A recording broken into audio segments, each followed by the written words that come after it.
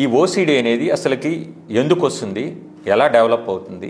OCD అనేది మెయిన్గా మనం ఇంతకు మాట్లాడుకున్నట్టు ఇది ఒక మానసిక ఇబ్బంది కాబట్టి దీంట్లో మన బ్రెయిన్ చూసుకుంటే బ్రెయిన్లో ముందు భాగం ఉండేదంతా కార్టెక్స్ ఉంటుంది, దాని కింద మిడ్ బ్రెయిన్, దాని కింద బ్రెయిన్ స్టెమ్. సో ఈ కార్టెక్స్లో మెయిన్గా మనకి ఫ్రాంటల్ లోబ్ ముందు వైపు ఉండేది ఫ్రాంటల్ లోబ్. ఈ ఫ్రాంటల్ లోబ్లో ఈ ఫంక్షన్స్ ఏదైనా సరే అంటే ఎగ్జిక్యూటివ్ ఫంక్షన్స్, ఈ ఏ ఫంక్షన్ చేయాలి అన్నా కూడా ఫ్రాంటల్ లోబ్ అనేది మన బిహేవియర్కి సంబంధించిన అంశాలన్నీ చూసేది ఫ్రాంటల్ లోబ్. దాని కింద స్ట్రయేటమ్ అని వేరేది ఉంటుంది, దానికి థెలామస్ అని సెన్సరీ పార్ట్ అనమాట, దాని నుంచి కార్టెక్స్కి.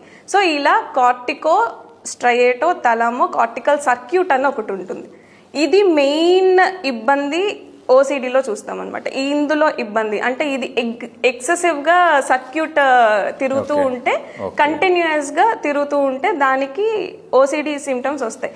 దీంట్లో ఇది ఎక్కువగా తిరగడానికి మెయిన్ రీజన్ ఏంటి అంటే సెరటోనిన్ అనే న్యూరో ట్రాన్స్మిటర్ అది తక్కువ అవ్వడం వల్ల మనకి ఈ సర్క్యూట్ అనేది కంటిన్యూస్గా జరుగుతూ ఉండి ఆ ఓసిడిలో కంటిన్యూస్ థాట్స్ రావడం, ఫ్రీక్వెన్సీ పెరగడం జరుగుతూ ఉంటుంది.